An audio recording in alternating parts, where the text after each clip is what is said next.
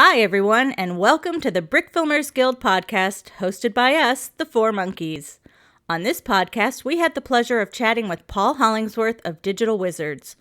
Digital Wizards creates fan films such as Star Wars, Superman, Batman, Avengers, Back to the Future, Jurassic Park, and Walking Dead. He has pooled the talents of other amazing artists such as Brent McDonald, David Kelly, Chris Osborne, Brian Hines, Damon Corso, Sean Willits, Forrest Whaley, and Garrett Barati to create some of the most popular brick films on YouTube. So, without further ado, here's our conversation with Paul Hollingsworth.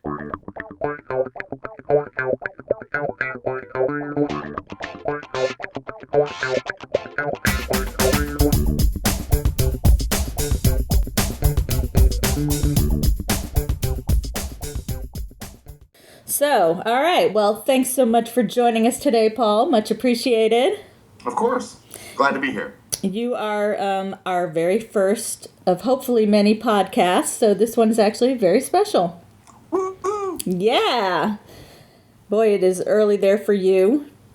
At least. Yeah, but we kind of start our days early. We actually, we've been producing a lot of branded content for toy companies, and we're doing 2 different series for Spin Master right now. And we're about to start filming Digibirds, like the final 3 episodes this weekend.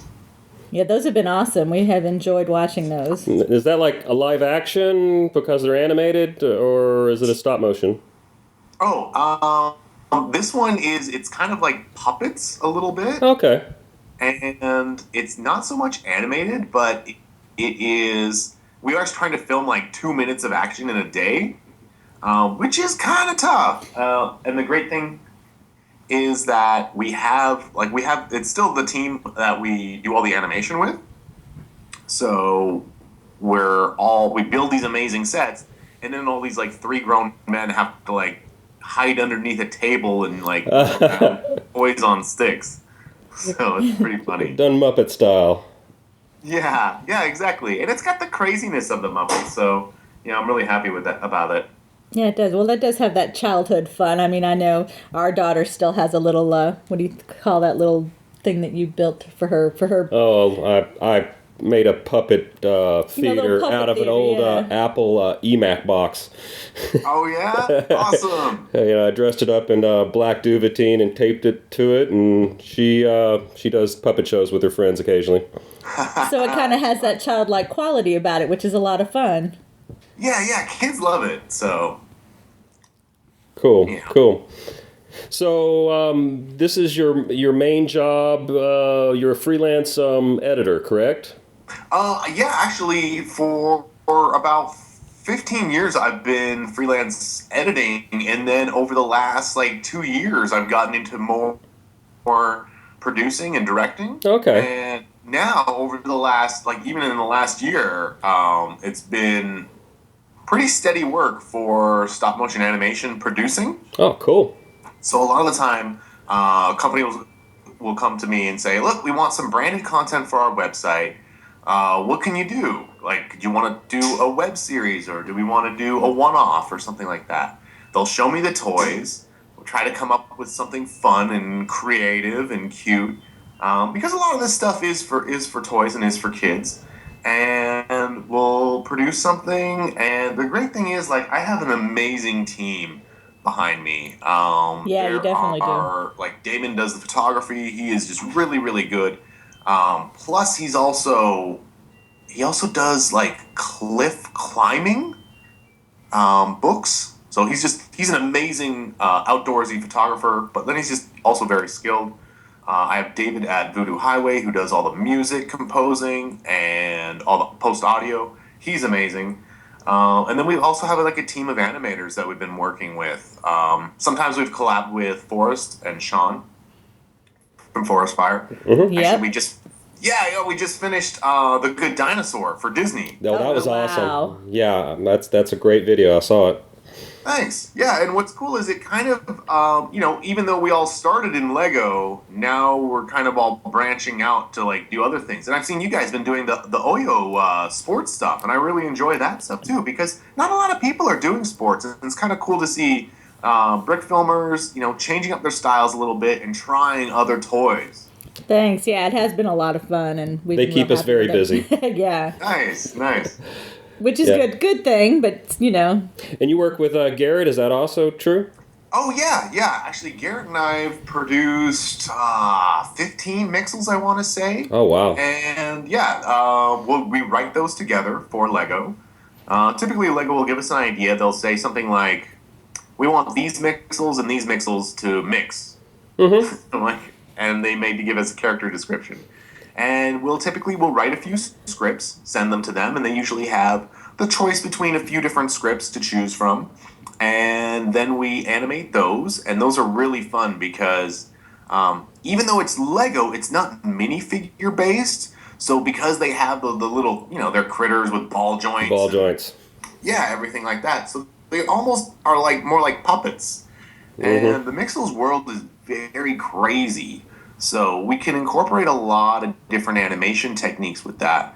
And one of those is the downshooting. That's sort of the portion that I film a lot of is the gag part where the Mixels are mixing. So we'll do that on a downshooting stage where the camera is mounted to an animation stand and it shoots downward, and then that way we don't have to fight gravity and we can have bricks swirl in, or maybe a paintbrush comes in and grabs both of the Mixels and stirs them up into a bunch of paint and then splatters it around and they become a new Mixel. Wow.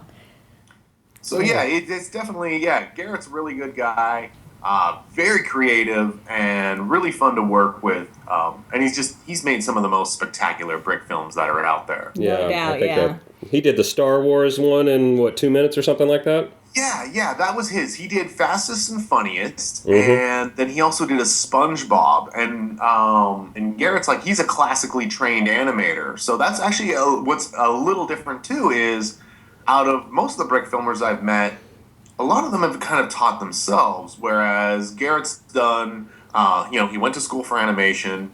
He's been doing stop motion for a really long time. He got into 3D for a little bit, but then when he got into brick filming, he had already been doing animation for a while. So he's got a good eye, and I've learned a lot from working with him too. He's really good about sharing knowledge and about helping me out and giving different ideas. See, that's a big advantage where you live, that you get to meet and work with a lot of these talents, and you all get to help each other and learn from each other, and that's something we really miss out on. Oh man, I know. I can't wait till you guys move out to LA. Yeah, no, I thought you were moving to Atlanta. No, Georgia's the new Hollywood. Yeah. Georgia's the new. Oh wait a second, it is with Walking Dead. Yeah, everybody's filming here these days. It's cheaper. And remember, we have no earthquakes here. Big advantage, Yeah, but we have tornadoes. Well, tornadoes, what's a tornado? The first week I moved to LA, there was an earthquake. It was a small one. I woke up, and the earthquake lulled me back to sleep. Oh, no. It was just gentle rocking. That was only because nothing fell on your head. Otherwise, Oh, yeah. Might not have worked out that way. But it sounds like you have a lot of creative freedom with a lot of these companies that you work with. Yeah, it is good because they give us, they do kind of love what we do. So they do give us a little bit of rope that way, that we can try something that, maybe. So that's, has been a really fun part about working with these companies like Spin Master and Disney and Lego. They do have a branded message, and they do, there are revisions and stuff. So it is a little different than when you make a brick film for yourself. When you make your own brick film, you don't necessarily have a deadline, or you don't have a client that says, maybe we'd like this out of this shot, or maybe we need to show this part of the toy off more. You get to make your own thing completely free. So the good thing about working with a client is that a lot of the times they may give ideas that you wouldn't necessarily think of. So sometimes the feedback can be really, really good. Well, collaboration is a wonderful thing. Yeah. Yeah, and that's actually one of the other things we're kind of talking about, being in LA, there is, Kevin Ulrich from Brotherhood, he's just down the ways a little bit, and he's come over and worked on a couple of projects with me. He worked on one of the Bunchums episodes, and it's great because Bunchums was this toy that no one really knew what to do with and they kind of just gave us like 15 pounds of it and said, "You guys make a show with this." Yeah, I saw a few of those. Those were good. You did a good job with those. Thanks. Yeah. What do you do with like 1,000 color spiky balls that come in 10 different colors? Yeah, I hear you just don't want to get them caught in your hair. Yeah. I have the feeling that is actually from another toy company because my daughter was helping us out, like build some of the Bunch'em stuff, and she put one in her hair and stuff, and she got it out within like 30 seconds. So it's not... Okay. Like, when I see these pictures, they are like shoved in there and squished and squeezed. And I wonder, who does this? Yeah. So you started your channel in 2011? Yeah, that was... I had another channel before it, but I didn't really update it properly or enough. And Do you have any brick films on it, or? Yeah, there was actually a couple of older brick films because I think the first brick film I ever did was like a Braveheart style epic about the witch and Darth Vader were going to get married. It's like a 14-minute video. Oh, wow. It was ridiculous. And this was before Dragon Frame, but I found a way to make Final Cut Pro work sort of as Dragon Frame in a way. Back then, Firewire cameras were really useful, so I was able to hook up like the Canon XL1 within Final Cut, take a frame, drop it into the timeline, and then kind of see how the frames would play out. Okay. And now Dragon Frame does all that automatically, so... But Yes. it was cool to see, like, even 10 years ago or 12 years ago when I was making that movie, I still had kind of that idea. And that's, I think, what's been really helpful for me with brick filming is that because I've got a background in editing and filmmaking and storytelling, a lot of those skills and abilities really translate well to brick filming because we're able to have a lot of parallels where it's like, oh, okay, well, you know, these two characters are in a love story, or these two characters have to fight. So it all comes down to storytelling and how to put your shots together and how to edit them all together, and I think it translates really well. Well, your editing skills are just spot on. I envy you. Yeah, they really are. And you're doing that, is it Premiere or Final Cut? It was Premiere for the longest time, but then about maybe 2 years ago, we switched over to Premiere, and I love it. Premiere is a great software. We also do a lot of effects in After Effects. And they integrate well. After Effects, like, for, I don't know, maybe 10 or 12 years. Mm-hmm. So to be able to have the integration that Premiere has, it's perfect. It's so much better than Final Cut. Yeah. I really love the transition. I love what Adobe's doing right now. Yeah, we might be switching over. So It's time. It's time. We got to step up our game. We just recently got a new computer, and we're going to load it up with that, the Adobe Creative Cloud. It just seems like a brick filmer's dream. Oh, yeah. You guys will love it. Cool. Do you guys have any new projects on the horizon that you can tell me a little bit about? We're mostly just doing a lot of Oyo projects. They keep us pretty busy, and I Really don't have time for I don't have time. things. I used to do a lot of animating on the weekends, but we're pretty much working all week on brick films, so I get to the weekend and a lot of times hang out with family, unless there's some sort of special project coming up or, you know, there's some kind of crazy contest on one of the various websites. Okay. I guess when you're animating kind of, 5 days a week, the last thing you want to do on the weekend is spend your time doing more animating, But it sounds like you do. I know, right? It's like, it is funny how when your hobbies become your work, you find new hobbies. Exactly. Yeah. And I still occasionally will work on a weekend, and a couple of months ago, our daughter was animating while I was animating at the same time. I don't know how we pulled it off without light flicker, but so we actually were animating at the same time. So it's nice that it's her hobby anyway. Yeah. I'm actually the only one in the family that has never animated. You helped me once. Once. That's true. I did on a train. Yeah, I was doing animation, some kind of train animation on the floor. But otherwise, the other three have literally animated themselves, and I am the lone unanimator. You're the lone wolf. I am. So what about in your family? I know Haley does a lot, and she helps you. Yeah, Haley is amazing. The way that she contributes is huge. A lot of the times, when I write a script, I kind of write like half the script. I just have an idea for maybe certain scenes that we want to do, and then Haley and I are usually the first person to start building the set. And then once we're building the set, sometimes we kind of play with it along the way. You pop a little character in there, and whether it's dinosaurs fighting or whether it's somebody eating somebody else or just goofing around, but that's what's kind of makes it fun is that it is like, even though I do work a lot, to be able to share this kind of hobby with my daughter and this kind of work with my daughter has been really great, and just it really has like a fun special bond between the two of us that we can build. And here's the other thing too is, like, when I was growing up, I had like a box of Lego that was handed down from my older brother, and we got some sets. But this kid has almost everything you could imagine. Just like every brick you could imagine. So like, she put together the Eiffel Tower. Oh wow.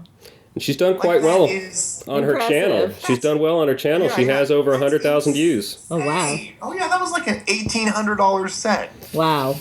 But it's like, so it's really impressive that she can build things that are recommended for kids that are like 7 years older than her. And she steps up to the challenge. She really likes it. And the fact that we can do it together, it's priceless. Yeah, priceless. Yeah. Absolutely. And then my wife, Amanda, actually, she worked at Garrett's studio for a little bit. She is an amazing organizer. And she ended up renovating Garrett's studio in a huge way. And she sorted the collection. And wow. This was a pretty huge collection. So... Sounds like we could use her here. Oh my gosh. Yeah, we need her. Between Haley and Amanda, like now Haley does also like a lot of the sorting now that we have it sort of in place.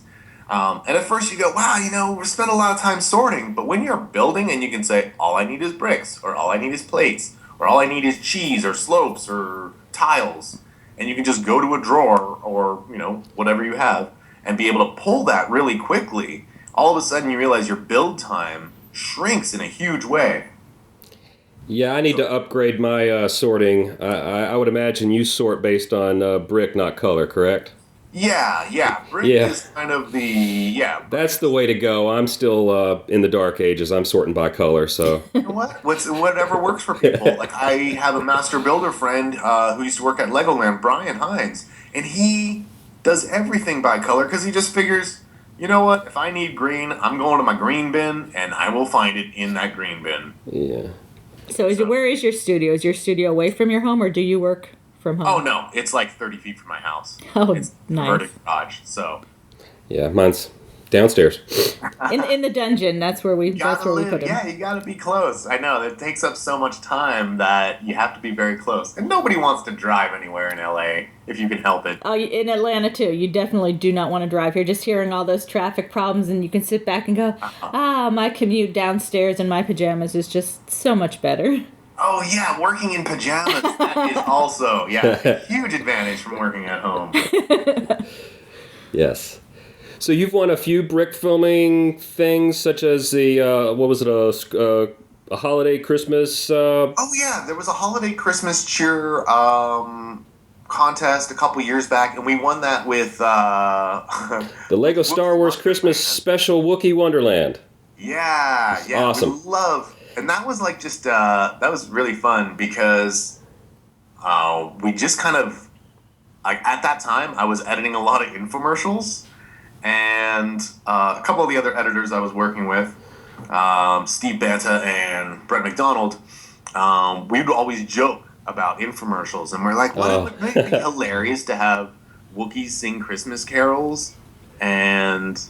wait, there's more, and there's more on this. And we actually had convinced our boss, Chad, who does infomercials for a living, to do the voiceover on it. And he is hilarious. Like, he's the voice of Hooked on Phonics. Oh my goodness. Wow. That's why it was so authentic. Yeah, really. It was brilliant. Yeah, it was like a fun, goofy project, and You still have Yoda? And what an amazing prize. I do have the Yoda. The Yoda is huge. Yeah, it was big. I think you used it in a later video. Yeah, we used it in a love triangle video for Yoda's Valentine as like a big puppety thing. We had a love triangle between Brad Pitt, Angelina Jolie, and Yoda. So, just fun, goofy stuff, right? Yeah, totally. What other contests or awards have you won, brick filming? There was some at Brickfest, some at Bricks West, and then some at BrickCon. So a lot of these like brick conventions will have like a brick filming competition. So we won one I think the first one we won was in 2001. Oh wow. In Connecticut, and then we won 2002, and that was one of those was that like 14-minute thing, which I've actually put on YouTube recently and called it like Brick Lords. I've divided it in two, and I redid a little bit, but then like most of the time I was just like, oh, let's just let it be what it was. Okay. I can't just keep going back and re-editing something like George Lucas. You also won did you win a superheroes contest with Lego? Oh yeah. There was the Batman one, Batman's Day Off. Oh yeah.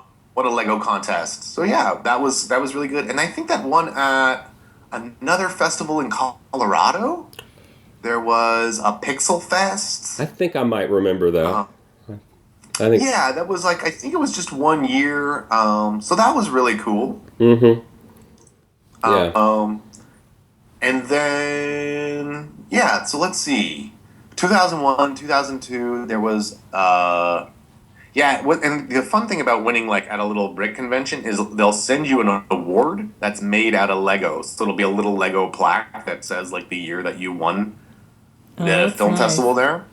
So then our Cowboys and Aliens won at BrickCon, I think 3 years ago or 4 years ago. And then the next year we won something else at BrickCon. Which one was it, though? Was it Lord of the Rings? Yeah, I think our Lord of the Rings won at BrickCon. So. Wow, impressive. So that's great. What are you working on these days? So these days, actually, this is the passion project I want to do next. Is I want to do Ghostbusters. A huge Ghostbusters, but combined, kind of like how we did in Jurassic Park, like. When we did Jurassic Park, I turned down other work for 3.5 months, and I just went on a passion project, and it was like an amazing adventure to be able to put that much time and effort into one project. So this is kind of what I'd love to do this year for Ghostbusters. I'd like to. I'm kind of working a lot right now, so I can open up a little bit of a window for maybe like 6 weeks and just go gangbusters on Ghostbusters. Okay, cool. Are you still working on a epic Simpsons animation? We started building a lot. Oh, yeah, that's right. We started building a lot of stuff for Simpsons, but we weren't sure like what we want to do. If we want to do Simpsons or Ghostbusters. I think we're going to switch it to Ghostbusters because when we did talk about, like, most of our crew loves Simpsons, and we started building. We built a Krusty Burger. Haley built Moe's Tavern. What else we built? Yeah, and the Simpsons sets are amazing. We're all Simpsons fans, and we're trying to think, like, what's the best Simpsons we could do? So we wanted to do the opening plus maybe, like, a list video where it would be 10 of your favorite Simpsons moments. Wow. And when we really thought about that, we're like, oh my gosh, that'll take us forever. Yeah. We're like, 10, what about 6? What are the, and then it is funny because everybody talks about, like, what are the 6 best Simpsons moments? And everybody has different favorites, so. Yeah, so some people are like Mr. Plow, and other people are like Itchy and Scratchy Land, or Duff Gardens, or. Yeah, that's the thing, is there's so many. So, with Ghostbusters, what we want to do is we want to combine Ghostbusters 1 and Ghostbusters 2 in a fun, quirky way and see if we can have an epic match between the Statue of Liberty versus the Stay Puft Marshmallow Man. Awesome. Awesome. Kind of put a new little twist on that. We look forward to seeing that. Yeah, because obviously your Lego Jurassic Park was a huge hit. I mean, just mega congrats on that. That was just amazing. A lot of great press coverage. Yeah, that just got press coverage all over the place. Australia, as we saw your interview there, I mean, that was just incredible. That was fun. Oh my gosh, yeah. Well, and the thing is, it's really odd to me because to me, like, I just see, like, I'm just making movies with my daughter and my friends and my coworkers. I don't see it as we're doing something too crazy or too. So, like, when, like, certain articles come out in, like, People or Time, and they're like, oh, this is a man who plays with his kid, and they play Lego. And I'm like, really? This is news that dad plays with his daughter? And I'm like, oh, but we made this video, and it's nice that people like it and share it and love it. But I think it just goes to say something about, like, the timing, and because people just love Jurassic Park so much.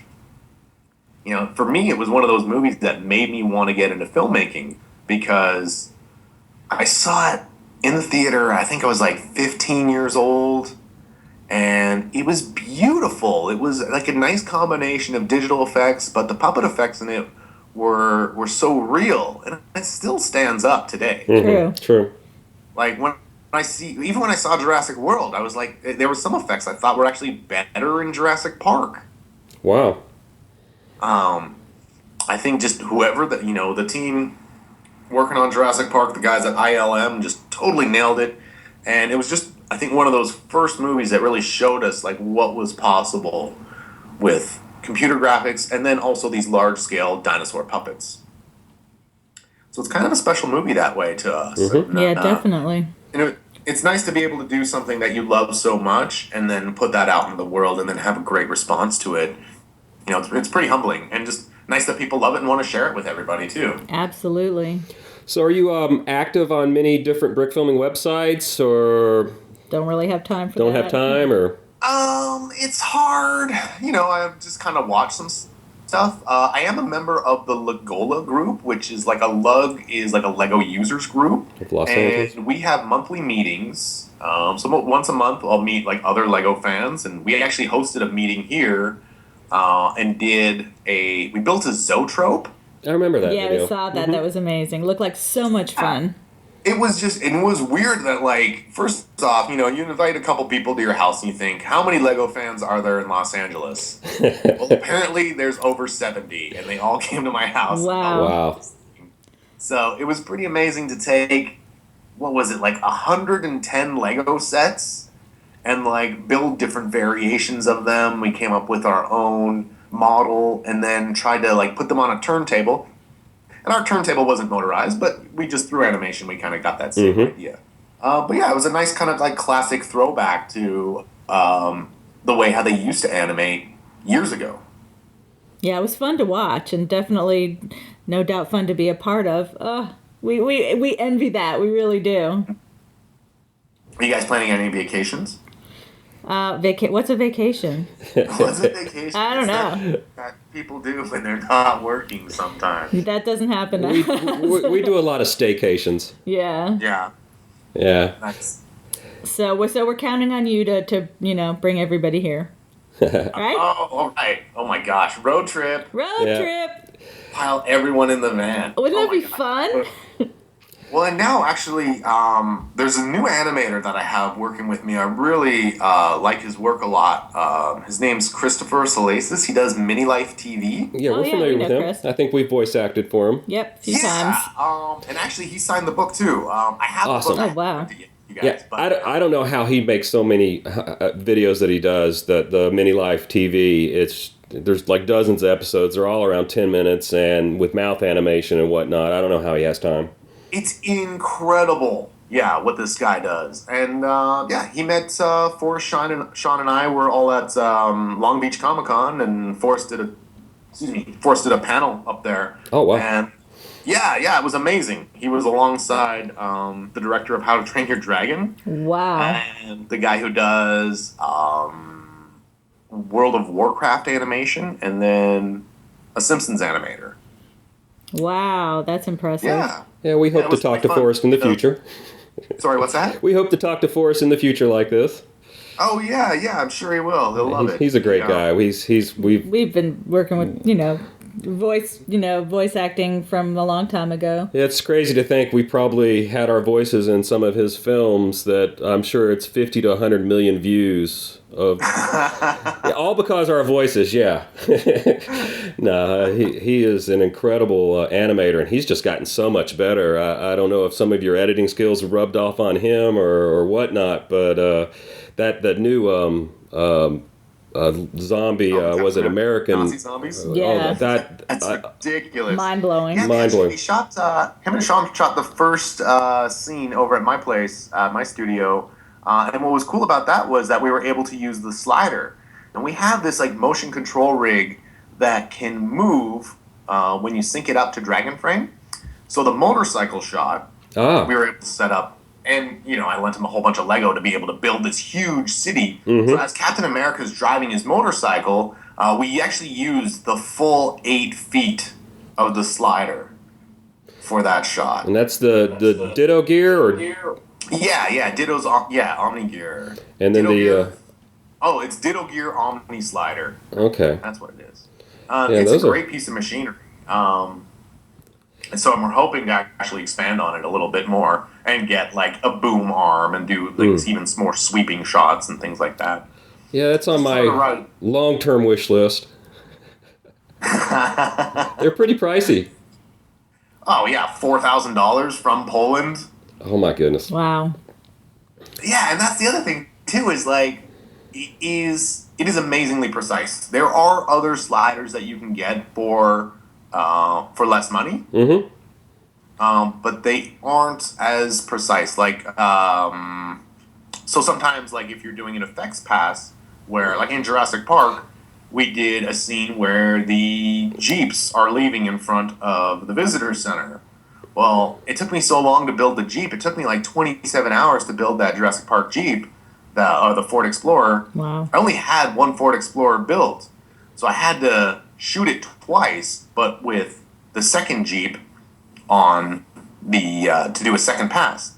And because it was a slider movement, it had to be exactly precise so that I could mask in the other Jeep. So when you have that precision, then you can do shots like that. But I have worked on other sliders that weren't a Omni slider, and when it goes to do the second shot, it doesn't line up perfectly, and that just doesn't look right. So yeah, if you're able to afford it and get it, it's worth it, Yeah, and that's what's been helpful with a lot of these paid jobs is that you can, you put a little bit into your own equipment, so then that way you go, okay, well now, we have some moving shots. Totally pays off in the end. Yeah, exactly. Yeah, my slider's a lot more low tech. Yeah. You know what? I saw somebody had built is it Monsieur Caron built one out of like Lego pieces? And I think he used a robotics kit. Like he used one of those EV3 kits or something like that. We'll be talking to him too. Amazing. Cool. What camera are you using these days? I'm using a Canon Rebel T3i. Okay. It's a good little. Yeah, I love that camera. And actually, we just got a new macro lens, which we've been using on Digibirds. And this lens is just beautiful. It's a really nice piece of glass. And it really has popped. We actually haven't used it on Lego yet. We've used it on our other toy videos. But it's a beautiful lens. Is that just allowing you to put your camera a whole lot closer to the... Oh, yeah. We could put it like an inch away. Okay, wow. Yeah. I think with the lens I have to be 4 or 5 inches out, and it's a little frustrating. We do some GoPro-style shots that are a little more difficult with the lens I have. Right. Well, and some people are using like web cameras to get in really small and really close. Yeah, but my Mac doesn't like my webcam. Oh, no? No. I've been running. I did a few shots with my QuickCam Pro 9000, but I had to use my old Windows PC with Dragon Frame on it to do those shots, and I just. Oh, really? Yeah, can't stand the color it makes. I don't know if there's better webcams out now. I'm sure that webcam's a good 6 or 7 years old. So. Oh, okay. But yeah, I prefer using the better photography cameras, DSLR cameras. Yeah, it gives you a nicer image. I know Forrest did use a webcam for a lot of the Nazi zombie stuff Okay. because he can get it in really close. I think that's where we got the idea from. Yeah, one of the things is we actually, the way I kind of helped him out on that show was I filmed some behind the scenes videos for him, and there is, I think, 2 or 3 videos. We've got 2 of them cut so far, but it is all on like there's one on production design, there's one on animation, and it's really cool to see Zach Macias came down and animated. A couple times. So Zach, Forrest, and Sean really got in on animating, and we have some behind the scenes footage on that. And I think he's going to drop that soon. Okay, well we'll add those videos onto our a new section of the Brickfilmers Guild website for the behind the scenes and studio tours. So yeah, it's really cool to see how people are doing things. Oh, it helps a lot. Yeah. Absolutely. So what was your involvement with the Brickflix book? Oh, okay. I talked to Sarah Herman when she started putting it together. She asked me to do an interview, help her out with any research, and do some of the photos. So we talked about a lot of techniques, and then I did a majority of the photos for the book, and it was great. She sent me a list of I need like 100 photos or something like that. Can you show me this and show me this and show me that? And it was great because we were able to use a lot of photos that we already had from other projects, but then we were also able to create some new things. So actually we even got the cover of the book.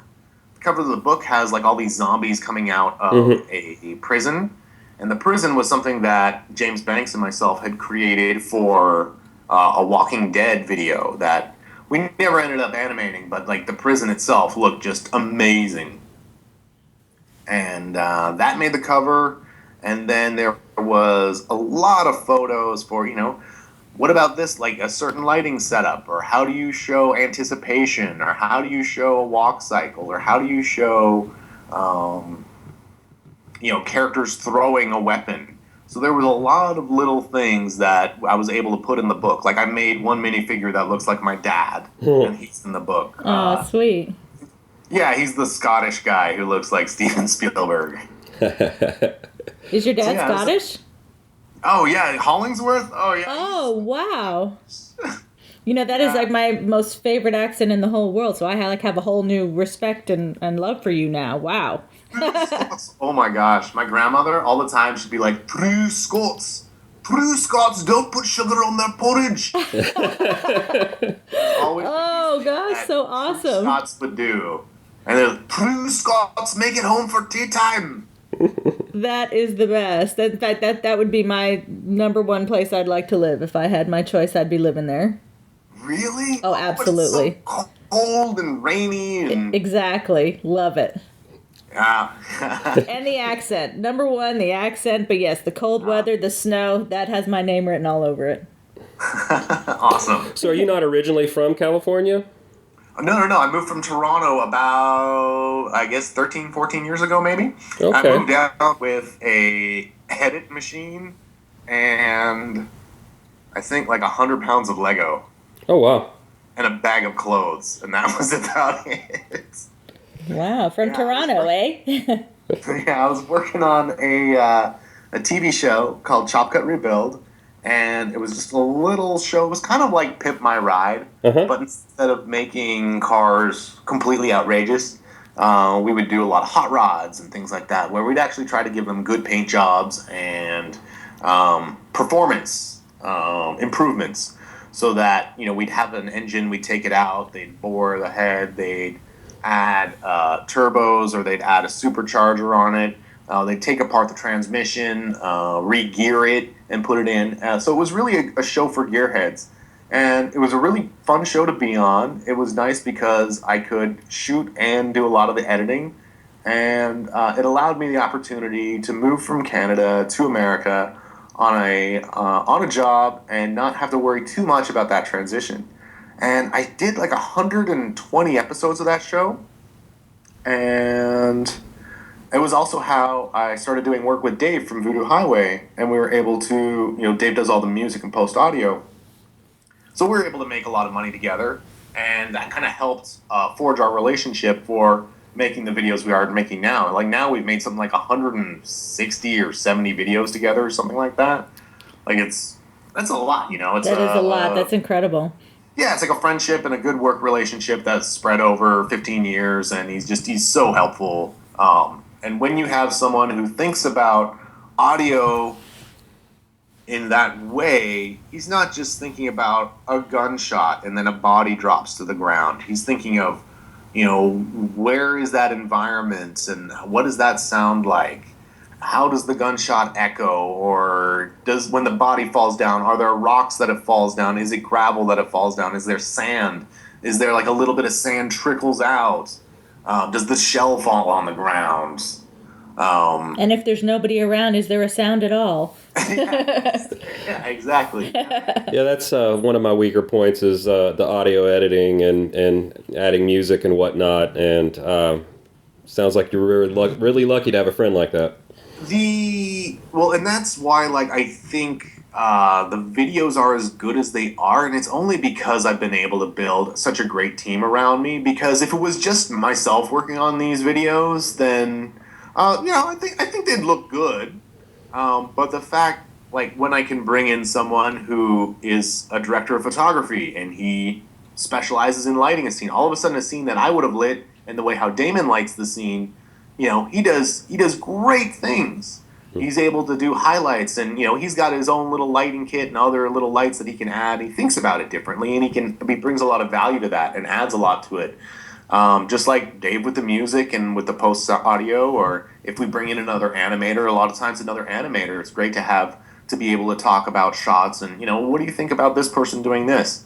But having a nice collaborative spirit and creating creative partnerships with people allows them to contribute to your film in a way that just makes it better and bigger than something I would ever be able to do on my own. Yeah, that's lucky. I mean, that's really, really great that you guys have that for each other, and obviously shows in your work. So. Well, I envy you being able to, collaborate, but you also learn from your collaborators at the same time, and you become better even if you are working solo. That's true. So it's it makes everybody better. Sometimes have a certain project, you can't bring everybody in every day. So then it's just be I picked this up from Forrest, or I picked this up from Garrett, or putting a little light on my back there, was Damon's idea, but it's gonna look great. So. And you're all getting the same advantages from each other, so you all get to use that in your own videos, and that's awesome. Yeah. Hey, Haley just popped over here. Haley, do you want to say something? Hi, Haley. Hi, Haley. Come on, Haley. Hey, Hale, I'm talking to the Four Monkeys here, and we're talking about Lego animating. Do you want to talk about anything? No, thank you. I don't really know what to talk about. Oh, why you gotta be so shy? Well, we hope one day, Haley, that you'll get to meet our daughter, and that maybe you guys can maybe animate something together and talk about Lego friends and whatever else, because you both have a lot in common and would have a lot of fun together. So we look forward to the two of you meeting one day. Oh, yeah. They'll have a great time. Most definitely. There's not too many, girls their age that are into that, and it's nice for them to be able to, have that little connection with each other. Yeah, girl power, right, Hill? Absolutely. Now, didn't Haley animate some of the Lego Good Morning America project, like the sun or something like that? Yeah, she did. She did a scene with who did you animate in Good Morning America? Was it Robin, or did you animate? I think you animated a scene with Robin Roberts. She just wants to come here and pillage my cereal. It's just too early to think about things like that. Mushy now, so I'm only having the milk. And you won't let me make my hot chocolate. I'm going to let you make your hot chocolate. I asked if I could use the microwave anyway. All right. Well, this sounds like a personal conversation that we can have later. So, do you listen to any music or other things while you animate? Oh yeah, all the time. We listen to. Okay, stop slurping everything. Yeah, we listen to all kinds of music, and mostly it ranges from '70s rock to like Led Zeppelin, to Beatles, to some of the new stuff we're listening to right now is I really like this band Metric, which is like a Canadian American band, and they've got like a lot of nice harmonies and melodies. So I find that's kind of uplifting. But we also listen to heavy metal a lot from the animes. Do you listen to any podcast? Not really. And then lately we've been getting into more. What's the other thing we've been watching? Oh, like Rick and Morty, BoJack Horseman. Yeah, just putting on like animated shows. South Park. Okay. Family Guy. Yeah, just having some of those like other animated shows where the scripts are so good that you almost don't even need to be watching it, but the voice acting is just so great that it just brings it all to life, and it's great to be able to hear that in the background. Yeah. So where does Battle of the Brickflicks stand these days? Oh my gosh, I know. I'd love to get to the end of it. So this is actually, we have the 4 finalists. This is great. It is Kevin Ulrich, Forrest Fire, and Sean Willits, and David Pickett. Oh, cool. Wow. 4. And I know, the thing is, we've just been so busy with producing these 2 series and Good Dino and everything, it's kind of fallen by the wayside. And then also Kevin's really busy producing animations for, he's doing, I think, YouTube Heroes, and Forrest is just finishing up Captain America, so literally no one has had time for an interview. And then David just got married, so we've got to do the final 4, and I think it's going to be crazy, because all 4 of those guys are insane animators. They've all got great videos, and it's really going to come down to who do the fans love more and who's got the best film. And it can be crazy. Like, I don't know who's going to win it, because every single one of them is just so talented. Absolutely. I definitely wouldn't want to judge anything like that. That's for sure. Well, and that's actually what's kind of cool about like being able to step back and let the fans vote for it, because that way it's in their hands. Takes the pressure off. Oh yeah, because let's say I pick a favorite. Like there's things that David Pickett does in his movies. I just go, holy moly! I'm like, that is hilarious. And then there's things that Forrest does in his movies that are just unfreaking believable. And then Kevin will do this like really nice subtle animation that you go, wow, and it's really hard. And then Sean does just beautiful stuff. Like the most one of the best shots we have out of the Good Dino trailer was the last shot that he animated, and that was Arlo the dinosaur looks at this little firefly and it just like moves right to the the firefly flies past him, and it moves past flies out to this like island or something. And it's just real subtle, beautiful animation. And he's got a real knack for that. Yeah, no, they all do. Yeah, I think technically Sean's got a lot of finesse that really comes across. And it's nice to see him do something that's a little more beautiful and less comedy and less like violent. Right. Mm-hmm. So it shows range. And I think with David Pickett, like his style of like just the insaneness of it all, of the nightly news at 9, like his stories, these original creative stories about these crazy kooky characters, Robophilia and all those guys, they're amazing. And there's things that he's doing with his sets. His sets are animated and moving around. I'm like, wow. Feels like I'm playing a game of Metroid or something. Mm-hmm. We don't even know who's going to... Hopefully, Christmas break, we'll be able to get down to the last 4. So that would be 2 episodes, and then... Yeah, it's got to be like 3 episodes left. Cool. Well, we look forward to seeing those. I'm glad you're still doing them. It's been a little hiatus, but it's been worth it from what you've been able to work on with everyone else. So thanks. Well, and then also too, I think I hope like some of the feedback we've gotten from Battle of the Brick Flicks was people didn't know who any of the animators looked like or what they. We can't imagine what that's like. Yeah, right. Oh, you guys are the biggest mystery of all. And that's what keeps us going, right? So it's like we're masked wrestlers. So when we have you guys on Battle of the Brick Flicks next season, you'll have to do like silhouettes or something. Well, we'll dress up with Kiss makeup. Awesome. That'll be amazing. You plan on doing any more vlogs? I think you did a couple in 2013. You plan on doing that anymore? Yeah, actually there was, I think we had a vlog about, yeah, it's hard, I just don't know, like, what people find interesting, so I don't want to just, like, start talking about something that maybe is interesting, maybe it's not, I don't know. Oh, the two I watched were cool. I don't think we probably only did we probably only did 2 or 3 because then the time is an issue. It's like, oh, when I have time, I'll do another one. Well, you never have time, so. Plus, hopefully. Yeah, and then it's like, do I put it into? Then it's just one other thing I'm editing that I'm not editing. The big project or something like that. Mm-hmm. I think vlogs.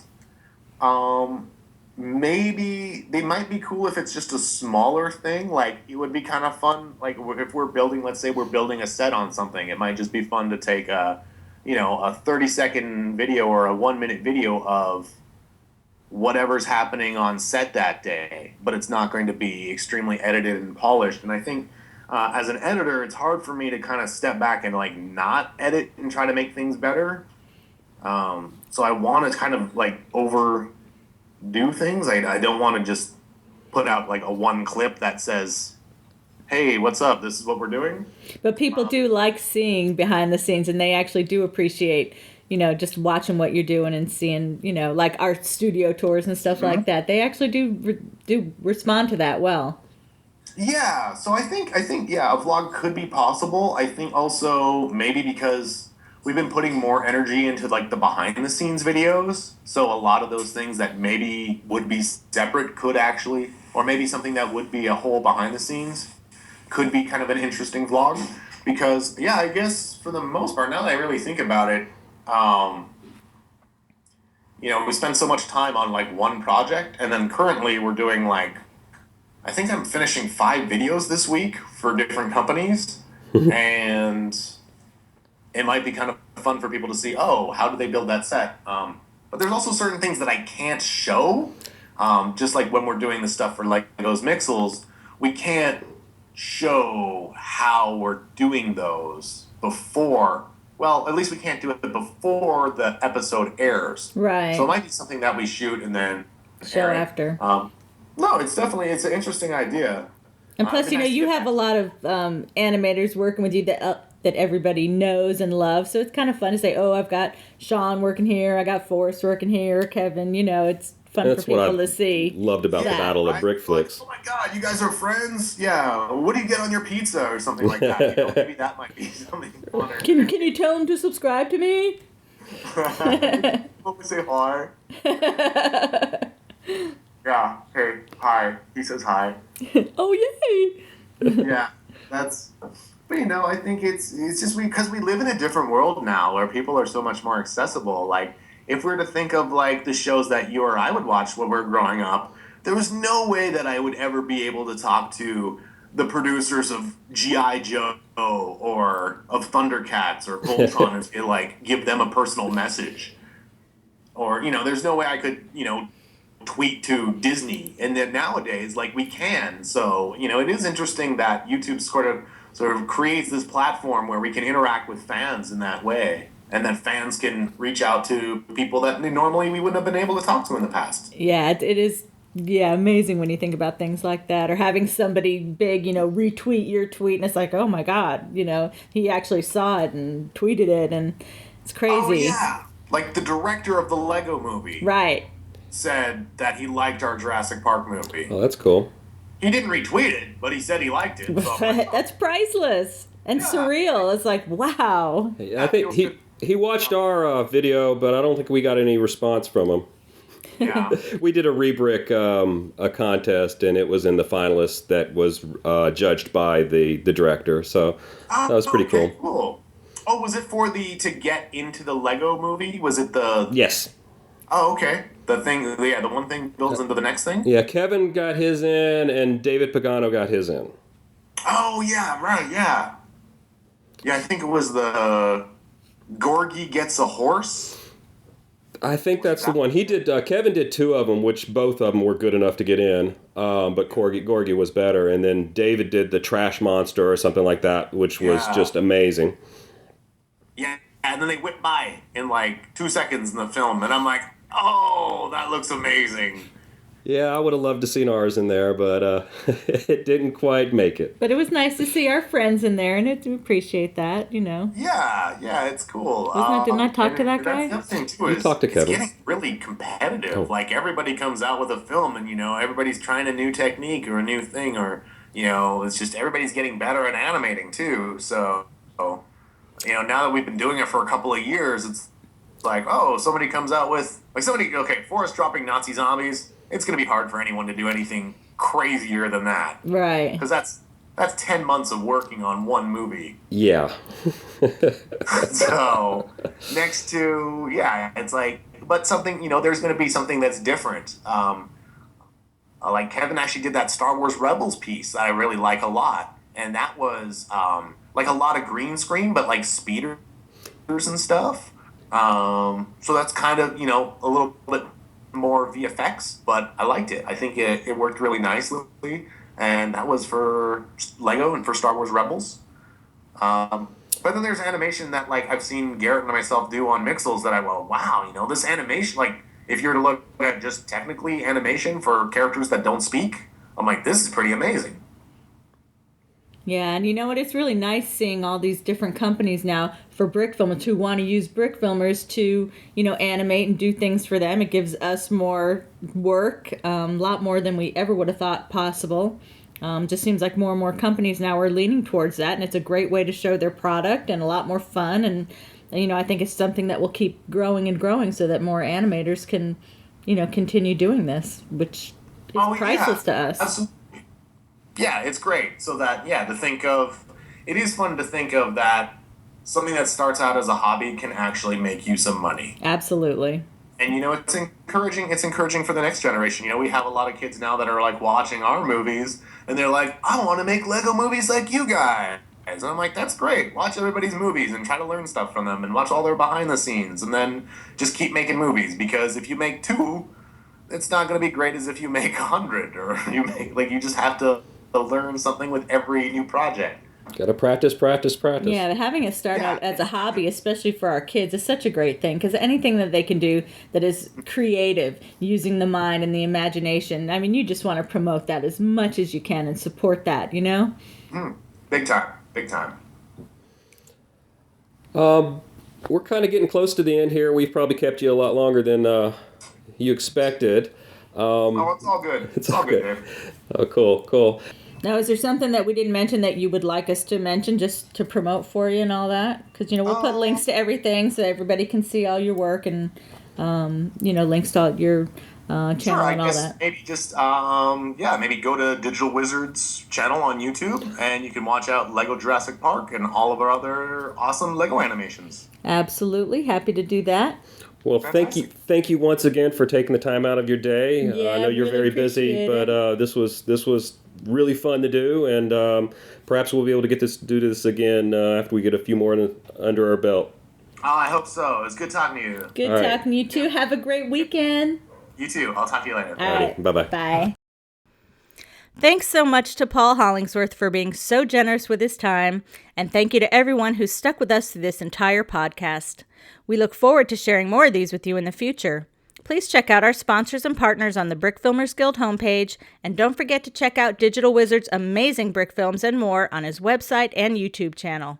We'd also like to thank Kevin MacLeod for his wonderful music, which we use for our podcasts and in our brick films. Bye, y'all!